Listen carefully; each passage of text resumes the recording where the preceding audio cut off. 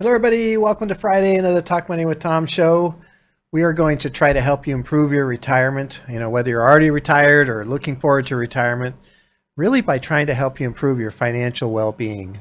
We look at, retirement planning, asset management, tax planning, those type of things. And we do this by answering your questions. And you can send in questions now during the live show. Here it is, 12:15 Pacific time, and we're here. Feel free to send in those questions to Ask Tom, talkmoneywithtom.com. You can put them into the chat if you'd like also, and we'll try to answer those as they come in. We send in questions during the week if you'd like. We can look at those for our next show. We will not be here, actually, just as a reminder, for next Friday, but we'll be here the Friday after. Obviously, you can look at our channel. There's a lot of educational material on the channel. We have over 1,000 videos. You can go there. You can subscribe to the channel so you can find it again easily. And then, of course, you can hit the bell if you want to get notified when new things come on the channel. And then lastly, you can meet with us if you want to meet with Easton and I, 30 minutes on the phone or video conferencing. And you just go to our website. There's a link here on the channel. Up in the corner, you'll see a book appointment button. Looks exactly like this. Hit that. Pick a time that works for you, and we'll all get together and just answer your questions specifically as far as that goes. So I've got some good questions that we're going to cover today already, but please feel free, send them in now. Love to get the questions while we're live just to see what we might come up with as far as that goes. Now, I always do like to start, of course, the show with a summary of what I saw happening with the market this week. If you look really closely at this chart, it's just been going up and down here for a while, right here at the end. I mean, this is a fair amount of time since really the beginning of April, kind of at the same spot. Yeah. You can keep going back. There's a little dotted line there. It goes all the way back to May of last year, a little over a year ago now, where we're at the same place also. Not a terrible thing to happen to the market. I know it's a little frustrating. We all like to see, more money being made and what have you. But a sideways consolidation motion has a advantage of kind of allowing companies' earnings to catch up to the price. Because honestly, if you pull back that chart and looked at a longer term, you'd see how much run up we had during the 2020 and 2021, pandemic period where there was so much money flooding out, interest rates were low. And so to raise rates as much as we have, really 5% for all intents and purposes, just in a year's period, a little bit more than a year, and have a sideways motion in that time frame, it's not an awful result. And it allows for kind of this consolidation of assets to happen. So, money managers and the big pensions and those types of things have low exposure to the stock market right now. So that's a power that can come in at some point in time. We've had 7% rates of return here on the S&P 500 for the last two quarters each, right? That's pretty decent. Now, we're still kind of in the same range from where we were back in August of last year versus, kind of that low point that we hit in October of last year. But not too bad altogether, really. But there's this tug of war that's going on right now with people that are afraid that inflation is going to spike and continue to hold up or be sticky. The Federal Reserve is going to have to raise rates too much and they're going to cause a recession, right? And maybe they've already done it and they've already caused it. We just haven't seen it yet, that type of thing. On the other side, you have this group that says, hey, the prices are down, company earnings are still up. We've had some good rates of return here. Consumers are still buying and spending money as a whole, those types of things. And this market's going to take off, especially because so many people think it's going to do poorly. Yep. Right? If you look at the sentiment surveys, they're very negative. And when everybody gets on one side of the equation, they're already out. It leaves everybody else to kind of get back into the market as far as that goes. And so this week was, kind of, I'll call it inflation week, right? Mm-hmm. So we had some reports. So the CPI, here's the last 1 year of the CPI. That's a consumer price index. It's a basket of goods that is designed originally to show exactly, how much things have grown, in this case, over the same time last year, year over year. So April's numbers just came out, 4.9%. First time we've been below 5% for 2 years. This is the chart for CPI top line. That's everything. Inflation for the last year, pretty good trend. Yeah, I mean, it's definitely looking good. It's going the right direction. The Federal Reserve should be happy with that as a whole. Now, if we look at core inflation, all right, CPI, this is where we take out food and energy, which are considered quite volatile. They're also considered things that the Federal Reserve doesn't have so much control over. And so you see, first of all, it peaked in October and has come down quite drastically from October. However, if you look closely there, it is not much movement this year. It's quite flat. I would think if the Federal Reserve looked at that, they would think, okay, that's a little bit of a problem. It's a bit sticky, right? Something we have to deal with as far as that goes. And so we'll see what happens there. Right now, the market is betting 95% chance, no rate increase for the June meeting, right? A 50% chance that they'll actually be cutting rates in July. Yeah, so they're thinking something's going to break before July.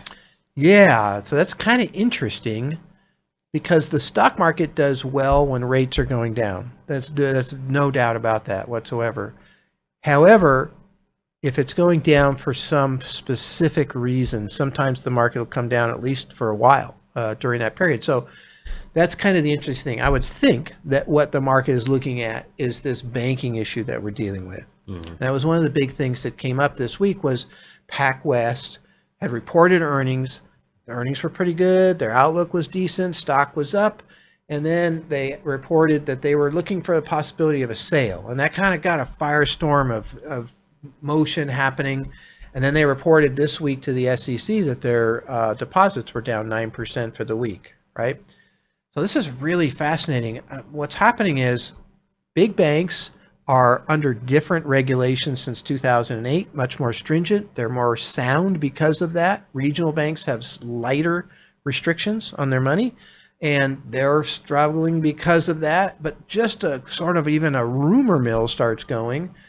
And because it's not the entire banking system, it's just these regional banks. If you're at PacWest, you say, well, I've got this money over here at Wells Fargo. I'm still under 250,000. I'm going to move that. Or if I'm over 250, maybe I'm going to move some to multiple different institutions. You know, maybe a lot more of the bigger banks or by treasuries or yeah. With the bigger banks, I think people have gotten to the place where they think they're too big to fail in a sense. So the U.S. government's not going to let Wells Fargo go under. That's right. And so, you know, there's some protection in that sense. Yeah, and so they've been huge recipients of this. But that's the problem for the regional banks. It's why this isn't going to stop right away, right? Because now we're hearing about Western Alliance. And as soon as you start hearing about them, then somebody's already starting to move money from that bank. Any kind of news is you start that fear, that cycle of fear. Yeah, exactly. And you know, the banks work very simply in the sense that, you know, they take in $100 and then they push out $90, $92. You know, it depends on the bank. I don't know the exact regulations, but they don't have that money on hand. So when you have 9% of your deposits leaving, they probably struggle to come up with that money because it's out invested into mortgages and longer term bonds and things like that they really, you know, can't get back right away. And of course, the longer term bonds are worth less that they bought, you know, last year or what have you. So the federal government did set up an institution that allows these banks to go borrow against those bonds as if they were still worth what they call par value, which is what you'd get back if you held on to the bond. So, you know, I would assume a PacWest can go out to that institution and borrow and then, you know, make those withdrawals whole in terms of that money coming in as far as that goes. So very interesting what's happening there. I think that, you know, if you listen to Chairman Powell, he's not concerned about the banking situation. Yeah. However, the more problem we have in the regional banks, the more they're going to cut back on lending, right? I mean, First Republic just went out of business, and some founders, some massive shareholders just got wiped out, right? I mean, they might have had that stock forever. Their whole fortune's based on it. Sometimes they even borrow against that stock, you know, instead of selling it to avoid capital gains. Or if you're a founder, you don't want to show, hey, you know, I'm going to buy this $10 million mansion. I don't want to sell $10 million of stock. People might worry that I'm selling for some reason. Yep. And so I go borrow against my stock. Well, that stock just went to zero. So the other people that own these big shares in these other regional banks are going to be saying to themselves, hey, Let's make sure we have enough capital on hand so that we can handle this, so we don't end up losing our mansions, right? Or what have you. And so what that does is that's sort of like a tightening on the economy. And commercial real estate is one of the big areas that regional banks lend to, right? And so you're going to see this situation where maybe commercial real estate starts to struggle even more than it is, because it's already struggling some because the pandemic, and the hybrid scenarios that are happening, what have you. They're, I don't know, in our building here, we've had open space for a long time. I've been in this building for almost 30 years. It's more open now than I remember it. And that's, true in a lot of areas here. So we'll see how that plays out. We did get one other inflation report. And this is the producer price index. This is wholesale inflation. That's a pretty nice chart. And that's actually down to 2.3%. Yeah, that's right in line with what the Fed's looking for. It is. Unfortunately, wholesale inflation is, generally speaking, an inflation on goods. Mm-hmm. Yeah. And so goods have been kind of deflating already. Yeah. They were inflating during the 2020 pandemic because that's all we could do. And now they're deflating because we're spending money now on services on the other side. However, this is still a part of CPI. It will have some impact, and it is a precursor. You can see that it peaked out earlier than CPI did and came down. So it is still important as far as that goes. Unfortunately, this week, all of this good news on inflation, in both of these cases, CPI and PPI both came in better than expected, was overshadowed by kind of the PacWest story and the debt ceiling. Yeah. So let's kind of finish up talking about the debt ceiling a little bit, kind of what's happening there. So they met on Tuesday, right? Apparently not much happened, not surprising, right? Yeah. The one thing that they agreed upon was that they didn't want a short-term solution, which is kind of unfortunate because a lot of the articles are talking about one of the best solutions is a short-term solution, which is where you have an extension to the end of September. Yep. And that is when our budget, runs out, and they have to renegotiate the budget. And that's essentially what the Republicans are trying to do right now, is renegotiate the budget in order to let this debt ceiling increase. If you go to the 30th of September, you could do them both together. Yeah, and it's pretty common for debt ceiling and the budget to be kind of on par together. Yeah, and that would give some cover, I think, to the Democrats who don't want to, fold in this scenario where we're going to negotiate the budget anyway, so we can do that then.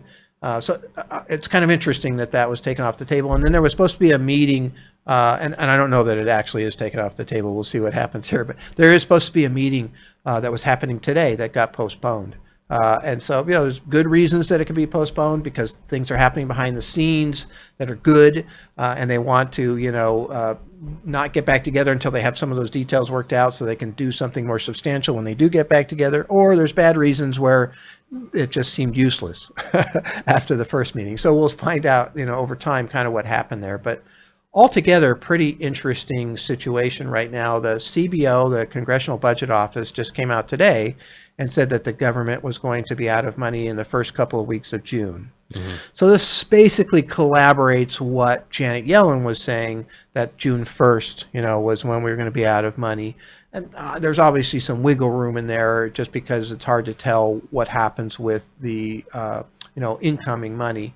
It's also fascinating to me that the quarterly payments are on June 15th. Mm-hmm. And so I think what's happening there too, the CBO is saying, hey, before those quarterly payments, we hit this low spot where we're going to have some trouble with the money. So you can have all this good news going on. You can have inflation falling. You can have the Federal Reserve stop raising rates. You can have all of these things that the market's been waiting for quite a while. You can have consumer sales doing well.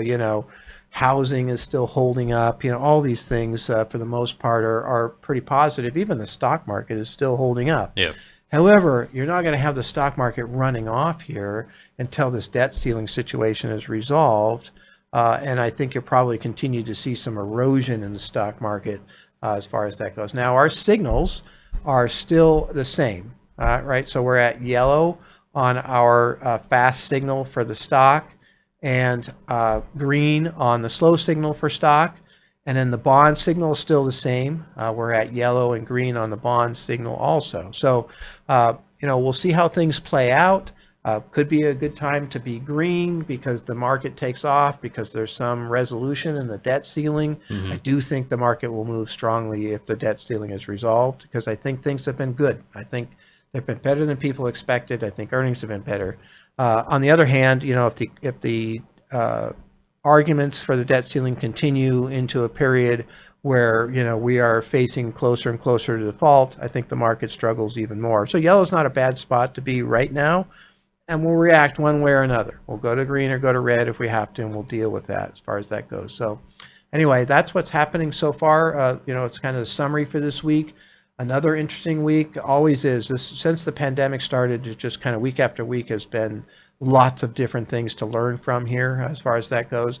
We still believe in staying very much diversified in the portfolio, especially in this environment, and we'll see what happens next week. So look forward to seeing you.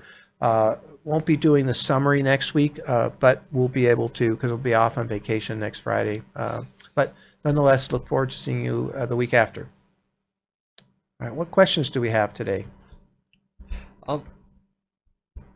With short-term treasuries been always a safe haven for investors to flee to, but won't the U.S. default affect them? Are they still a safe haven if there's a default by the U.S. government?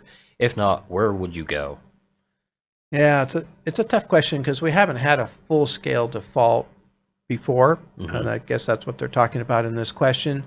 And I've gotten asked this a couple times by some clients, because oftentimes we will use T-bills, 90-day instruments as a safe haven.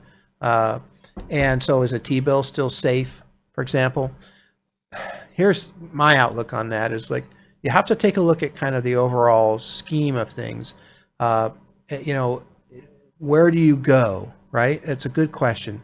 The banking system, I think, isn't terrible. Anything under $250,000 with the FDIC insurance has a good potential to be covered. But what's going to happen in a default is that there's still revenue coming in. There's just not enough money. I've said this last week, but if you have $100 that you need, right, and you have 75 coming in, you're borrowing the other 25. Yeah. But you still have 75 coming in. So where are you going to put that $75? What part of that $100 expense are you going to cover? And what part are you not going to cover? Who's not, that other 25 that you're not being allowed to borrow because the debt ceiling is capped? What are you going to do with that? I personally feel that a T-bill, a 90-day instrument, is something they'll continue to fund. And they've got lots of other things that they could not fund as far as that goes. But it's hard to tell for sure. Yeah.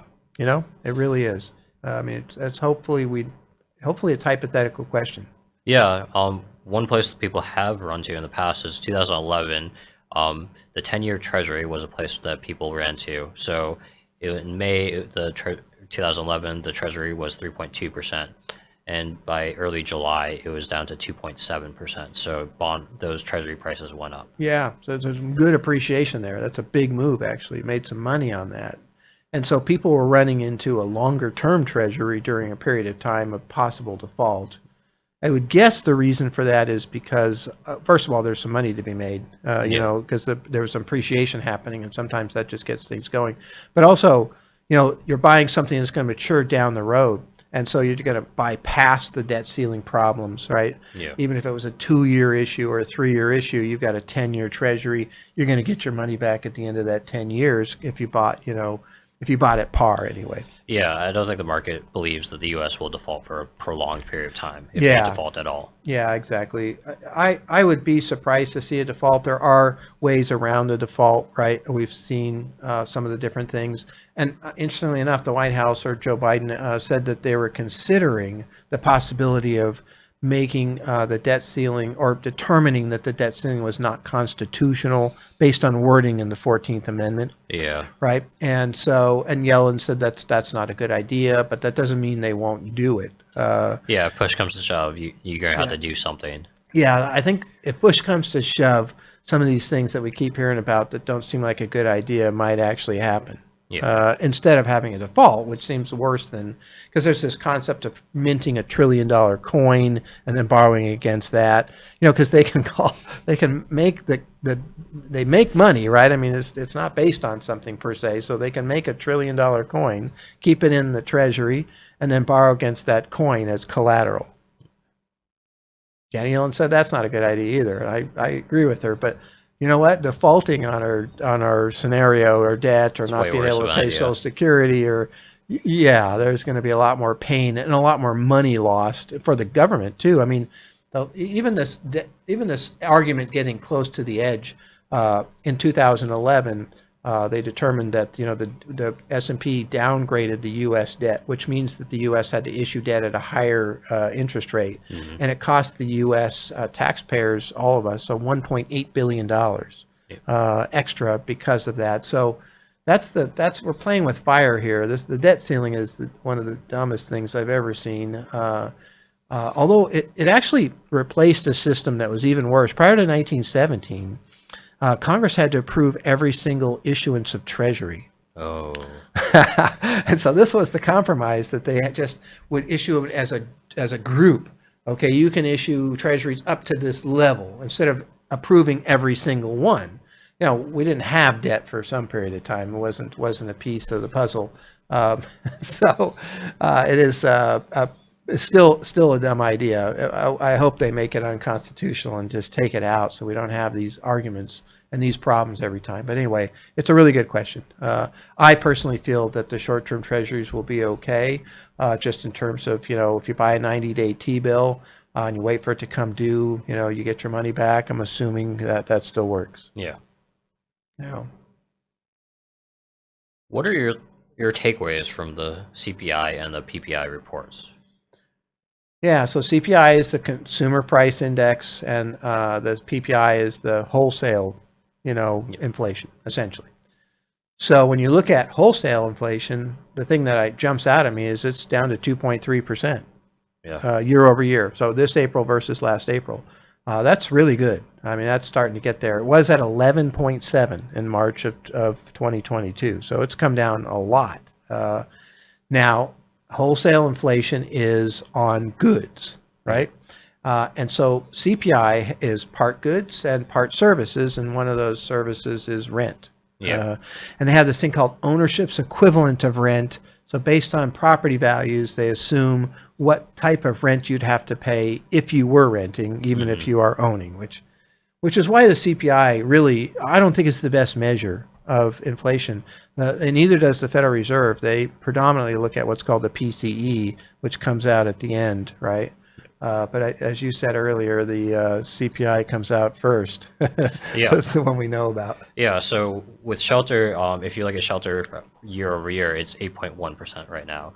And so month over month, it was 0.4, which is moderating from previous months, but still kind of still there. And it's unlikely that you get to point where there's deflation in your rent unless there's a recession. So that's pretty interesting if you think about that. So year over year, it's 8.1. Yeah. And month over month, it's 0.4. If you annualize the month over month, that comes out to 4.8. So if it stays at 0.4, it's going to drop in half almost, or close to 40%.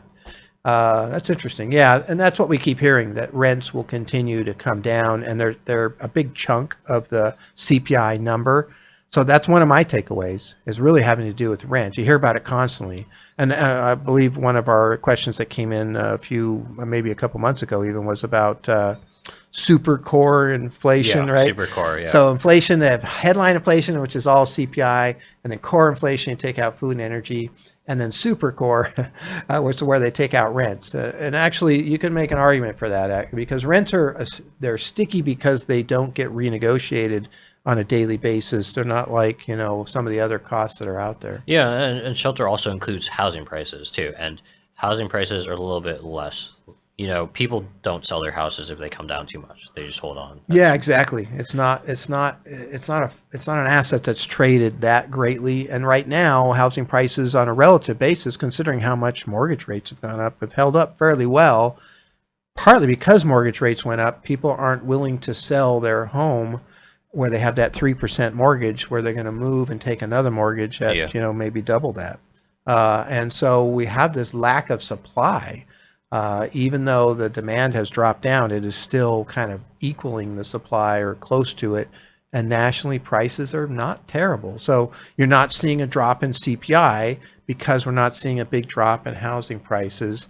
And honestly, when you talk to people, they don't care about that. Like you said, their house goes up and down. They care about going to the grocery store. Yeah. And they care about, seeing how much, and I keep hearing about how much things are going up there at the grocery store. And, we are seeing, food prices are a big jump. I don't know if you have the numbers for that, So I can bring how up. much food went up. Food for unadjusted for year over year is 7.7. 7.7, yeah. But it is at 0% for month over month. Oh, so month over month it was 0. So starting to slow down, 7.7 over last April. I remember it was 15 not that long ago, so it's obviously coming down Yeah. slowly but surely. Now, when we say coming down, you've got to be clear here because I've had several questions. Well, I've never seen food prices come down, and we're not saying it's because that's deflation, right? Deflation would be that it's dropped 7% or whatever, and that can happen. Actually, I'm sure in some extreme scenarios. What we're talking about is less inflation. So if it goes from growing, at 7% a year back down to 2%, still have inflation, right? Yep.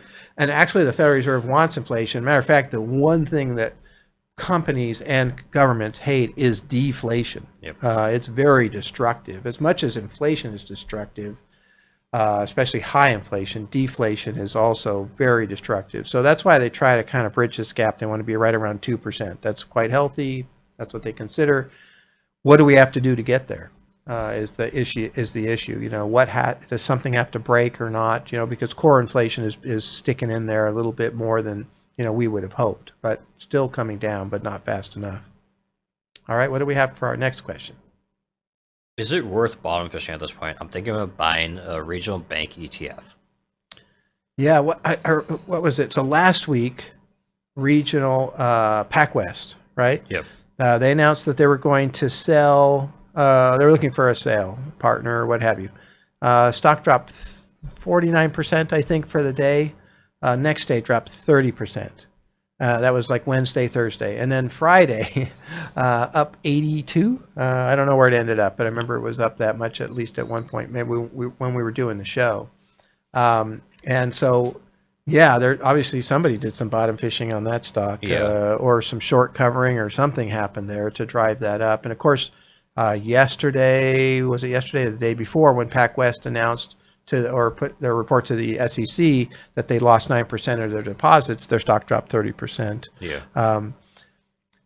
Well, a couple things. First of all, I look at price more than I look at the story. So the story would be, and the risk on the story would be.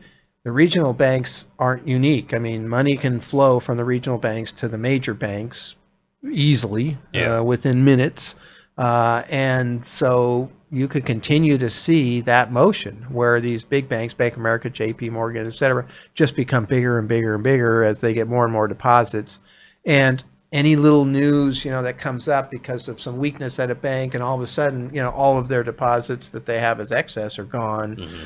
So there is going to be, I would be very surprised if that story is over currently. Mm-hmm. However, it is down, right? So I don't have any real problem with bottom fishing. I'd probably just do it in a dollar cost averaging method. My method has always been kind of the same. I usually have some amount that I'm willing to do towards, let's just to make up a number, $10,000, and maybe I'd put $2,500 in now. Mm-hmm. It's already low. If it got a little lower, I put another $2,500. If it got lower, I'd put another $2,500. If it took off, I'd stop. Yeah. Right. So whenever it takes off, I stop. So maybe I only have $2,500 in there. Maybe I get all the way to $10,000.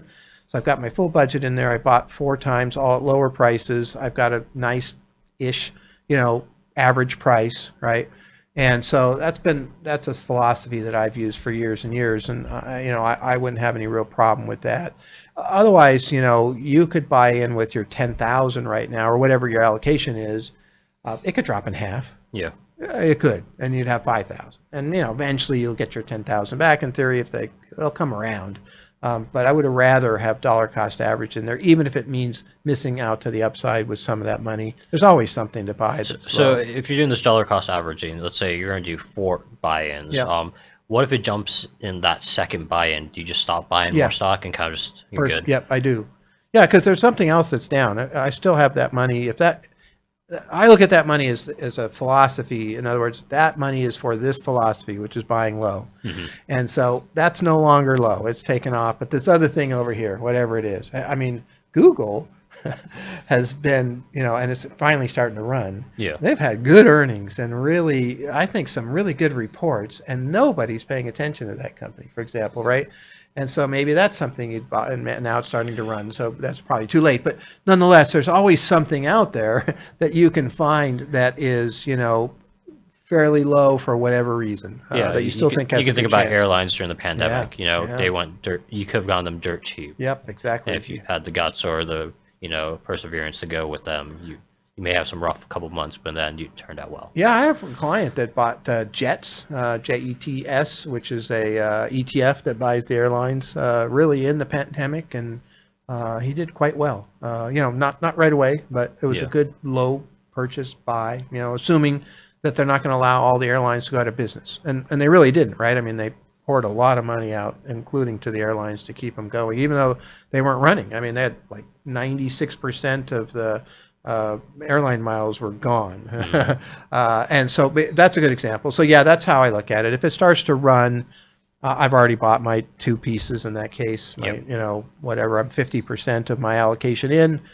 So yeah, I don't have a problem with the regional ETFs, especially because you're not just buying one. I mean, let's face it, if you were trying to dollar cost average into First Republic, or what is it, New Republic? I'm sorry, Silicon Valley Bank. Yeah, Silicon Valley Bank. Those are gone. They're worth zero. So I probably wouldn't do that personally. Somebody did. They were playing with PacWest. That's not a game that I play. So buying the regional ETFs, at least you're diversifying and buying lots of them. And some of them are coming down when they probably shouldn't be, just because they're part of that group. Yeah, they're just in the crossfire essentially. Yeah, and you can make some money on that. All right. Can you recap what happened with the debt ceiling talks this week? I heard about the Tuesday talk, and then it's kind of just fizzled, I would say. Who was surprised by that? Everybody raise their hands that was surprised by the fact that first of all, they did have a meeting. That's good. That was Tuesday. And apparently there was no resolutions. Not surprising. Yep. The only resolution was that they didn't want to have a short-term solution, yep. Right?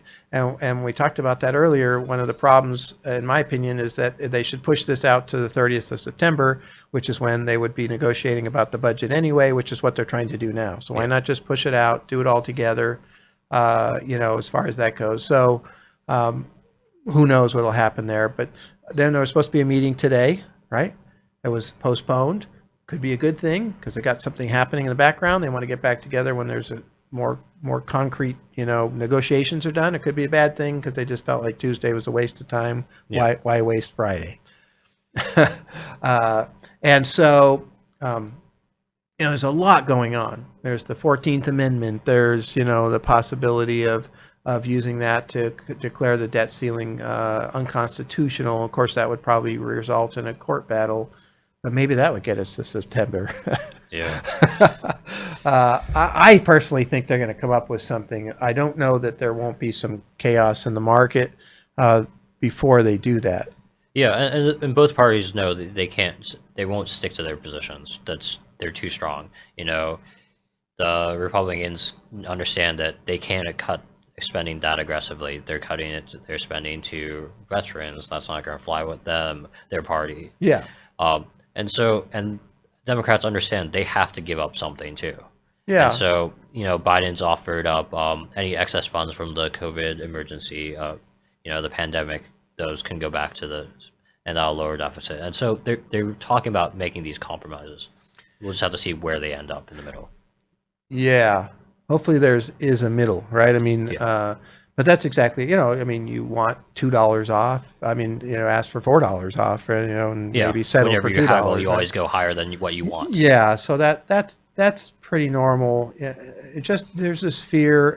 It's coming up with the clients a lot. This is a fear that the clients have, rightfully so, because we just had some pretty unsettling things happen on January 6th, and people are wondering, hey, is this possible? We didn't think those other things were possible.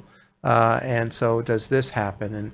And I do think that you have the White House who has some influence over the Treasury, the FDIC, the Federal Reserve, not complete, they're all separate, but some influence. And everybody coordinated together probably doesn't let this thing default, only because we do have an election coming, and you don't want, if you're the Democrat Party right now, you don't want to go into that election with an economy that's falling apart. Even if the other party does manage to get blamed for that reason, Yeah. but it's not a good look. So I think that they, figure out a way around this and they come up with something. But that's kind of what I saw happening this week. Janet Yellen says June 1st we're out of money. The CBO, the Congressional Budget Office today, says we're out of money the first couple of weeks of June. Obviously, the big quarterly payments come June 15th, so that may be one of the big gaps that they're trying to figure out how to get to before revenue comes in. But here we are, the 12th of May, right? It's not that far off. And so, that's why we're seeing, I think, some weakness in the market here is who's going to jump in with massive risk assets here. Not as many people. It might be a great time to buy, honestly, but it does make for more nervousness and people for waiting on the sidelines. If it's resolved, I think the market could move up pretty substantially, pretty quickly. Yeah, market doesn't like uncertainty, and this is an event that causes uncertainty. Yeah. With Social Security benefits losing buying power over time, how do I protect my standard of living? Yeah. The average retiree here in America doesn't have a lot more money outside of Social Security. Yeah. And so that's one of the problems. You end up with this situation where, you're retired, you're maybe okay, but you didn't have a lot of other assets, and then your Social Security is effectively buying less and less. Even though you might be getting a raise on Social Security, it's not keeping up. Yeah, there's a study came out this week that's saying that if you had Social Security starting in 2000, you've lost 36% of your buying power. This is for the average Social Security benefit, and you need an extra $500 a month to kind of get back to just having that same standard of living. Yeah, and so that's where, of course, your assets come into play, right? And that's why people save beyond Social Security for the most part, although that is not true for the majority of Americans. It's true for the majority of our clients, but that's why they're our clients. And so, if you have assets, you have to have those assets out there invested. And this is what's kind of interesting to me. When the markets become difficult, like they have been, I mean, we're at the same place we were last May, but to get there, we had to go through these huge gyrations, nearly a 20% range from high to low that we've had, especially on an intraday basis in that 1 year period. And people look at that and say, wow, that's just too much. I could go over here and do this CD, or I could buy this treasury, and make money, and I don't have to worry about that. But when you look at the ability for that CD or that treasury to keep up with inflation long term, it's not going to happen, especially after taxes.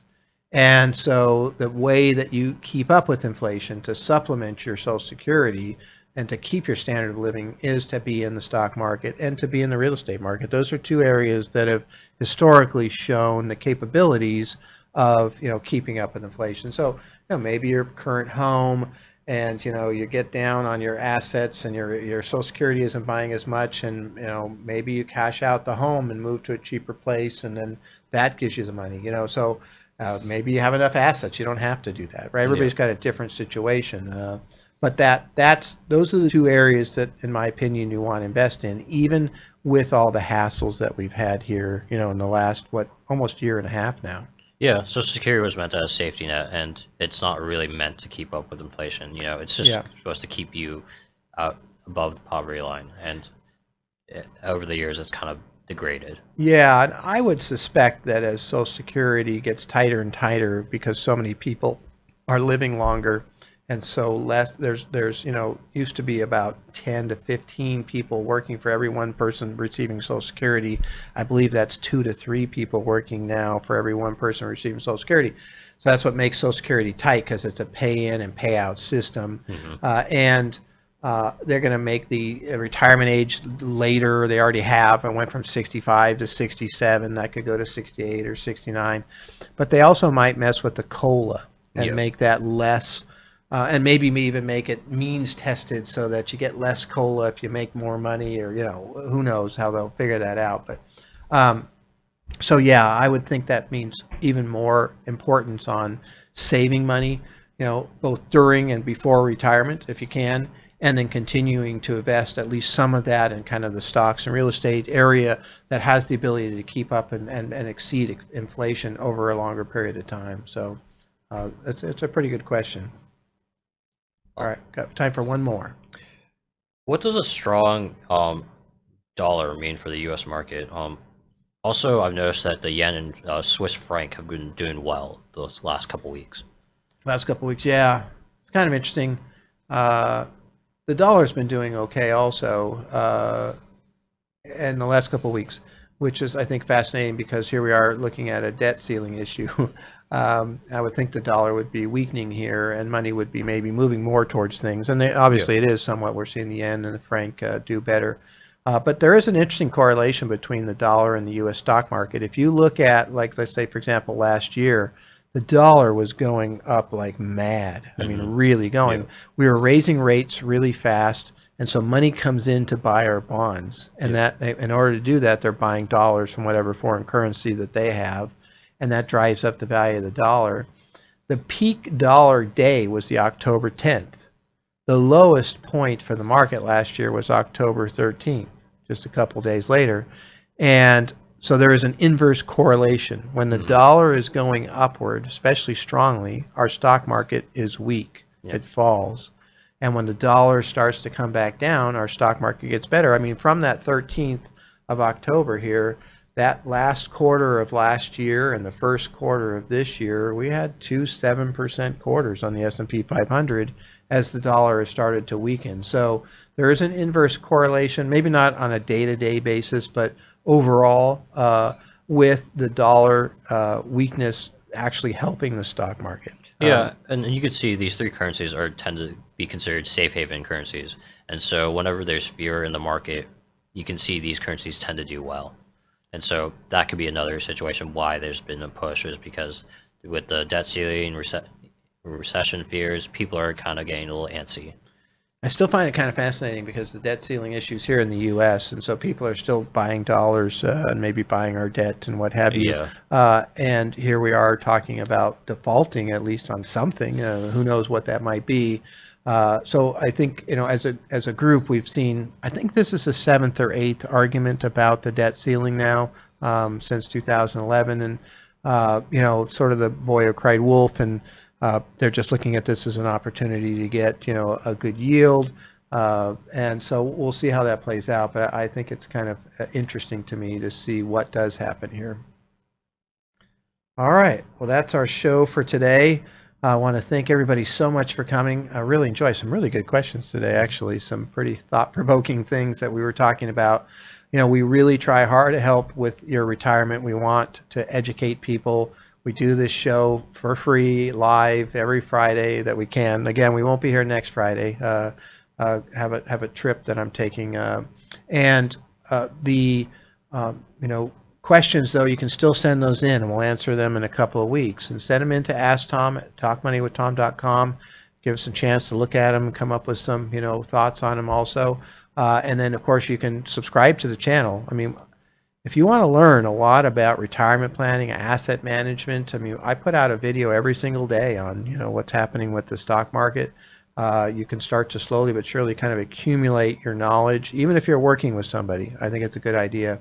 You can subscribe to our channel and then hit the little bell button.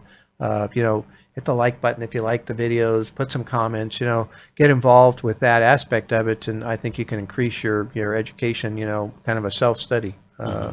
And then, of course, we also have the ability to meet with Ethan and I, and we can talk to you about your specific situations. You go to our website, and you can hit the book appointment button, and we'll sit down with you for 30 minutes and talk about your scenario and your questions personally. So I thank everybody so much for coming. Again, we'll see you in a couple of weeks. Look forward to seeing you then. Thank you very much.